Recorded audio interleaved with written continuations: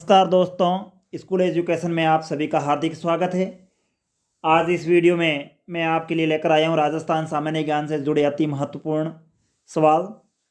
यदि आप इस चैनल पर नए हैं तो चैनल को सब्सक्राइब करें, वीडियो को लाइक करें और अपने दोस्तों के साथ शेयर करें। पहला सवाल है, अरावली की राजस्थान में सबसे ऊंची चोटी किस जिले में स्थित है? तो अरावली की सबसे ऊंची चोटी राजस्थान के सिरोही जिले में स्थित है। सबसे ऊंची चोटी है, उसका नाम है गुरु शिखर। यह 1722 मीटर ऊंची है समुद्र तल से। कर्नल जेम्स टॉड ने इसे संतों का शिखर कहा है। गुरु शिखर को कर्नल जेम्स टॉड ने संतों का शिखर कहा है।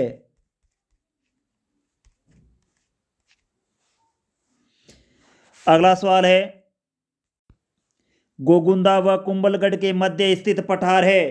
तो गोगुंदा व कुंभलगढ़ के जो मध्य पठार स्थित है वो है भोराट का पठार। भोराट का पठार है वो गोगुंदा व कुंभलगढ़ के मध्य स्थित है। लसाड़िया का पठार ये उदयपुर और प्रतापगढ़ जिले में स्थित है। ऊपरमाल ये चित्तौड़गढ़ के भैंसरोडगढ़ से लेकर भीलवाड़ा के बिजोलिया तक फैला हुआ है। अगला सवाल है, राजस्थान में सर्दियों की वर्षा मुख्यतः होती है। तो राजस्थान में जो सर्दियों की बरसात होती है वो मुख्यतः उत्तरी पश्चिमी हवाओं से होती है। सर्दियों में होने वाली वर्षा को मावठ कहा जाता है। यह भूमध्य सागरीय विक्षोभों से होती है जिन्हें पश्चिमी विक्षोभ भी कहा जाता है। मावठ है वो गेहूं की फसल के लिए बहुत लाभदायक है। मावठ को गोल्डन ड्रॉप्स या सोने की बूंदों के नाम से भी जाना जाता है। अगला सवाल है, सांद बावड़ी आभानेरी किस जिले में स्थित है? तो सांद बावड़ी दौसा जिले में स्थित है। इसका निर्माण 9वीं सदी में मीर भोज ने करवाया था। राजा मिहिर भोज ने इसका निर्माण कराया था। मिहिर भोज को सांद नाम से भी जाना जाता है, इसलिए इसे सांद बावड़ी नाम दिया गया। अगला सवाल, मानसी वांकल और सोम नदियां किस वन्य अभयारण्य से गुजरती है? तो मानसी वांकल और सोम नदियां फुलवारी की नाल अभयारण्य से गुजरती है और फुलवारी की नाल अभयारण्य उदयपुर जिले में स्थित है। अगला सवाल है, संबल घाटी से संबल सहित पूर्व से पश्चिम की दिशा में निम्न 4 नदियों का क्रम क्या होगा? ये 4 नदियां दी गई है, संबल, बनास, पार्वती, काली सिंध। आपको इनको संबल घाटी से पूर्व से पश्चिम की दिशा में सही क्रम में जमाना है। तो पूर्व से पश्चिम में सबसे पहले पार्वती, फिर काली सिंध, फिर संबल, फिर बनास। तो सही उत्तर होगा option number D, C D A B, यानी पूर्व से पश्चिम की ओर सबसे पहले पार्वती, फिर काली सिंध, फिर संबल, फिर बनास। संबल नदी है वो मध्य प्रदेश की जानापाव की पहाड़ियों से निकलती है। बनास की नदी खमनौर की पहाड़ियों राजसमंद से निकलती है। पार्वती नदी मध्य प्रदेश के विंध्यन श्रेणी के पर्वतों से निकलती है। काली सिंध मध्य प्रदेश के देवास जिले के में स्थित विंध्याचल पर्वतमाला से निकलती है। अगला सवाल है, इंद्रधनुष का संबंध किससे है? जो 4 ऑप्शन दिए गए हैं उनमें इंद्रधनुष क्रांति का संबंध कृषि से संबंधित क्षेत्र से है। किसानों की आय को दोगुना करने के लिए इंद्रधनुष क्रांति लाई गई, ये कृषि से संबंधित है। राजस्थान की, अगला सवाल है, राजस्थान की सबसे पुरानी डेयरी पद्मा कहाँ स्थित है? तो राजस्थान की सबसे पुरानी डेयरी पद्मा अजमेर जिले में स्थित है। अजमेर जिले में ही ख्वाजा मोहिनुद्दीन चिश्ती की दरगाह स्थित है। ख्वाजा मोहिनुद्दीन चिश्ती, जिसे अजमेर शरीफ के नाम से भी जाना जाता है, यह स्थित है। तारागढ़ का किला अजमेर जिले में स्थित है। सोनी जी की नसिया, ये भी अजमेर जिले में स्थित है। नारवेल के जैन मंदिर, ये भी अजमेर जिले में स्थित है। इसके अलावा अजमेर जिले में फॉय सागर और अना सागर झील भी स्थित है।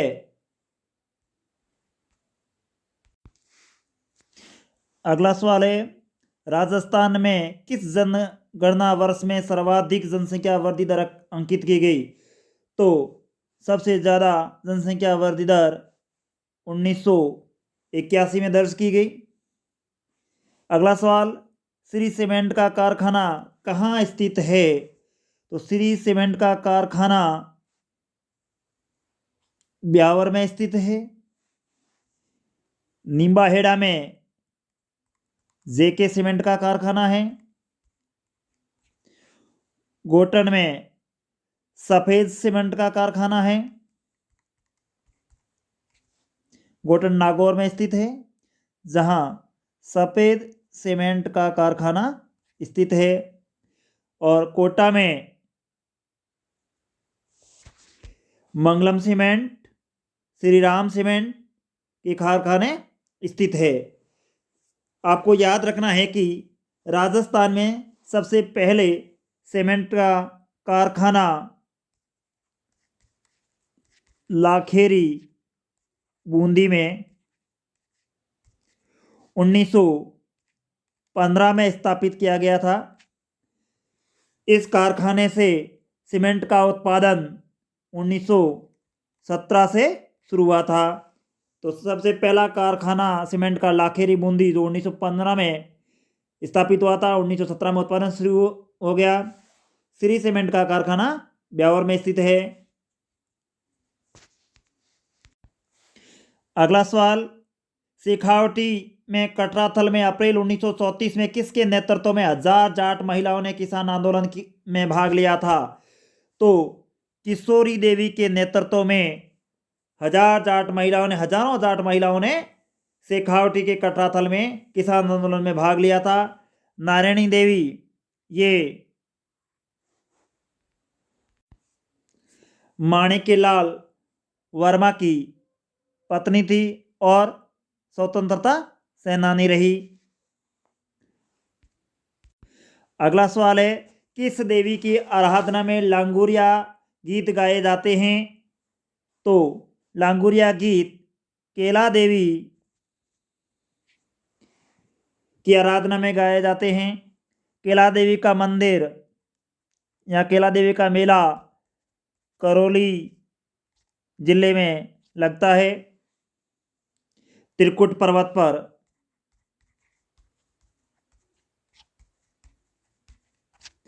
अगला सवाल है, रणकपुर के मंदिर किस तीर्थंकर को समर्पित है? तो रणकपुर के मंदिर आदिनाथ को समर्पित है। बाड़मेर के नाकोड़ा में स्थित जैन मंदिर पार्श्वनाथ को समर्पित है।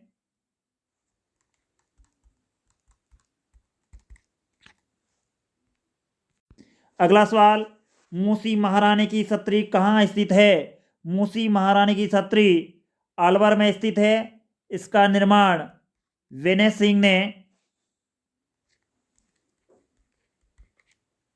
सिंह ने करवाया था 1815 में। बख्तावर सिंह और उनकी रानी मूसी की स्मृति में छत्री का निर्माण विनय सिंह ने 1815 में अलवर में करवाया था। अगला सवाल, बनी ठनी पेंटिंग्स का संबंध किस शैली से है? तो बनी ठनी पेंटिंग्स का संबंध किशनगढ़ शैली से है।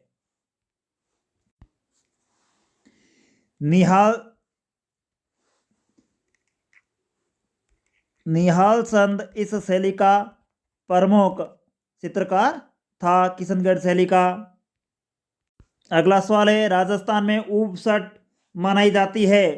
तो राजस्थान में उपसट भाद्र कृष्ण षष्ठमी को मनाई जाती है। अगला सवाल, संदर्भदायी द्वारा रचित ग्रंथ है। तो संदर्भदायी ने पृथ्वीराज रासो नामक ग्रंथ लिखा। कामायनी जयशंकर प्रसाद की रचना है।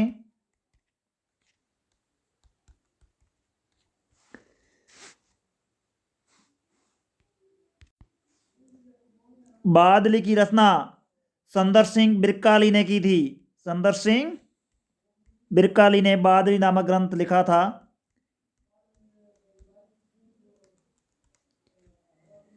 और अलहखंड पुस्तक के लेखक जगन्नाथ थे।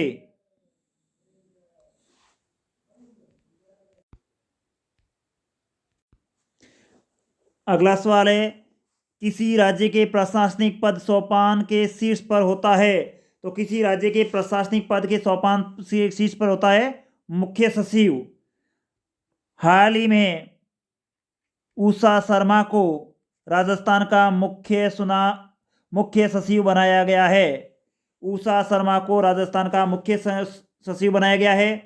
ये इस पद पर पहुंचने वाली या इस पद पर नियुक्त होने वाली दूसरी महिला है।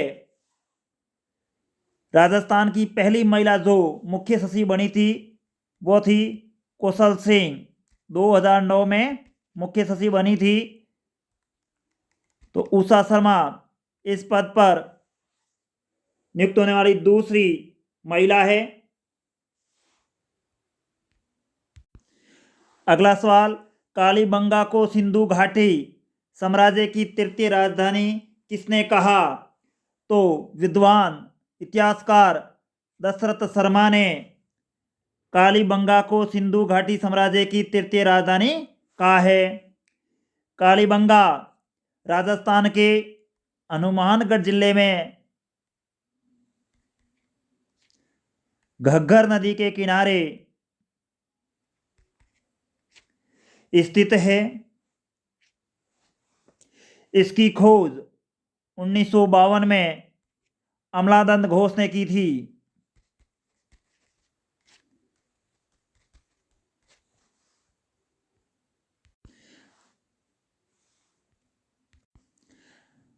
अगला सवाल है, मंडोर के प्रतिहार माने जाते हैं।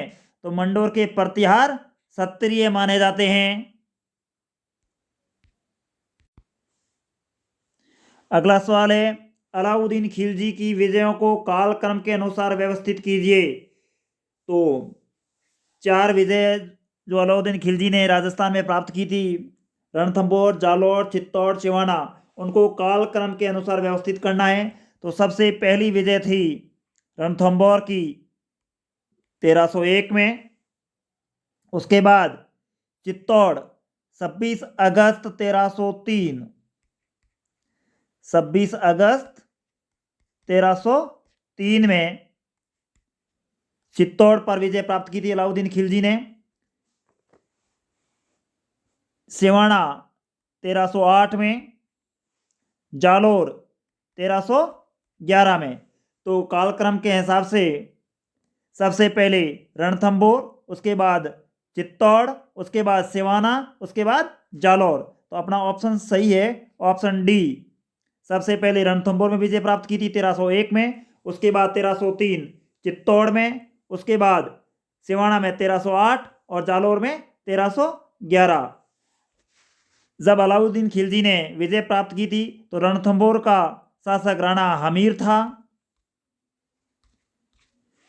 जालोर का काहनरदे था। सिवाना में वीर सातल देव का शासन था।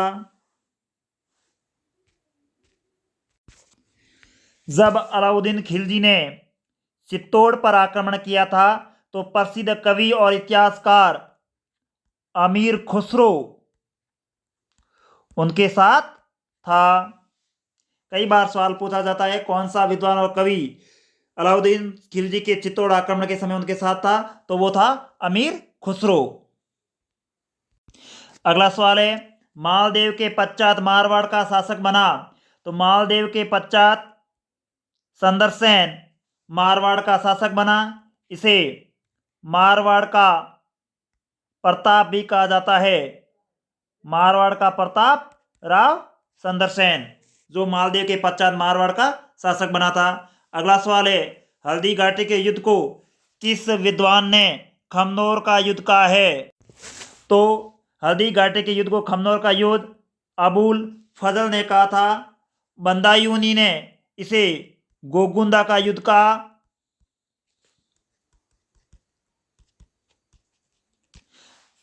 कर्नल टॉड ने हल्दी घाटी को मेवाड़ की थर्मोपोली कहा है।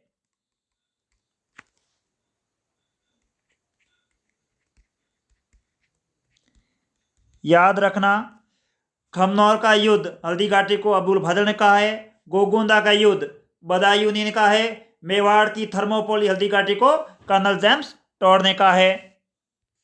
अगला सवाल निम्न में से किस ग्रंथ की रचना राणा कुंभा द्वारा नहीं की गई है। 4 ग्रंथ दिए गए हैं, कलानिधि, रसिक प्रिया, सुधा प्रबंध, नृत्य रतन कोश। तो इनमें से कलानिधि की रचना राणा कुंभा द्वारा नहीं की गई है, बाकी तीनों पुस्तकों की रचना राणा कुंभा द्वारा की गई है। अगला सवाल है सूची 1 और सूची 2 को सम्मिलित कर सही चयन कीजिए। आंदोलन घटना के सन दिए गए हैं, उनको मिलान करना है। यहां पर 1945 की जगह 1942 होगा। तो 1942 में संडावल कांड हुआ था। 1947 में डाबड़ा कांड हुआ था। 1922 में सीकर में किसान आंदोलन हुआ था। 1897 बिजोलिया किसान आंदोलन हुआ था। डाबड़ा कांड जो 13 मार्च 1947 को हुआ था, इसे राजस्थान का जलियांवाला बाग हत्याकांड भी कहा जाता है, क्योंकि इसकी तुलना महात्मा गांधी ने जलियांवाला बाग हत्याकांड से की है। तो डाबड़ा कांड 13 मार्च 1947 को हुआ था। संडावल घटना 28 मार्च 1942 को हुई थी। 1897 में बिजोलिया किसान आंदोलन हुआ था और 1922 में सीकर किसान आंदोलन हुआ था। अगला सवाल है भगत पंथ की स्थापना किसके द्वारा की गई, तो भगत पंथ की स्थापना गोविंद गुरु द्वारा की गई। भगत पंथ की स्थापना गोविंद गुरु ने की थी। एक ही आंदोलन मोतीलाल तेजावत ने चलाया था।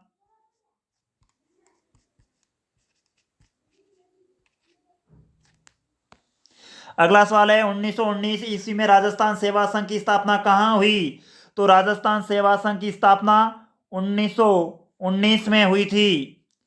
विजय सिंह पथिक द्वारा की गई थी।